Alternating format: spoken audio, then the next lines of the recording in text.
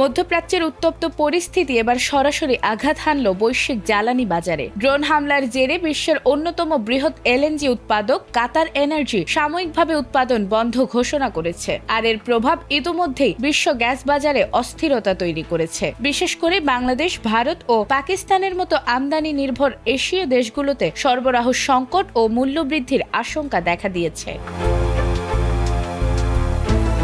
কাতারে ইরান থেকে ছোড়া দুটি ড্রোন হামলা চালানো হয়েছে। সোমবার কাতারের প্রতিরক্ষা মন্ত্রণালয় বিষয়টি নিশ্চিত করেছে। একটি হামলার লক্ষ্য ছিল মেসাইদ শিল্পনগরের বিদ্যুৎ কেন্দ্রের পানির ট্যাঙ্ক এবং অন্যটি রাস লাফানের জ্বালানি স্থাপনা। তবে এই হামলায় হতাহতের ঘটনা না ঘটলেও নিরাপত্তার কারণে উৎপাদন স্থগিত রাখা হয়েছে। অন্যদিকে রপ্তানির জন্য এলএনজি প্রক্রিয়াজাত করা হয়ে থাকে রাস লাফান কমপ্লেক্সে। তবে প্রতিষ্ঠানটি ফোর্স মেজর ঘোষণা করেছে, অর্থাৎ অস্বাভাবিক পরিস্থিতির কারণে চুক্তিগত বাধ্যবাধকতা সাময়িকভাবে স্থগিত।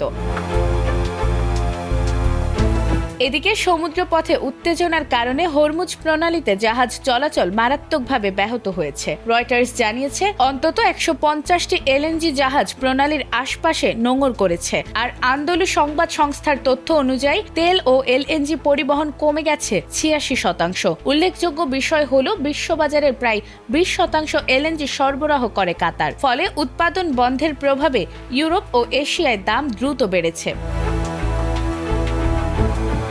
সোমবার ডাচ ও ব্রিটিশ গ্যাসের মানদণ্ড মূল্য প্রায় ৫০% এবং এশিয়ার মানদণ্ড এলএনজির দাম ৩৯% পর্যন্ত লাফিয়ে ওঠে। পরিস্থিতি মোকাবেলায় ইউরোপিয়ান কমিশনের গ্যাস সমন্বয় গ্রুপ জরুরি বৈঠক ডাকছে। মূলত শনিবার যুক্তরাষ্ট্র ও ইসরায়েল যৌথভাবে ইরানে হামলা চালিয়েছে। এই হামলায় দেশটির সর্বোচ্চ নেতা আয়াতুল্লাহ আলী খামেনি সহ শীর্ষ কয়েকজন নেতা নিহত হয়েছেন। সেই প্রেক্ষাপটেই এই ড্রোন হামলার ঘটনা ঘটেছে। বিশ্লেষকদের মতে উত্তেজনা দীর্ঘস্থায়ী হলে বৈশ্বিক জ্বালানি বাজারে আরো বড় ধাক্কা আসতে পারে। নাজমুন নাহার জান্নাত, এটিএন বাংলা।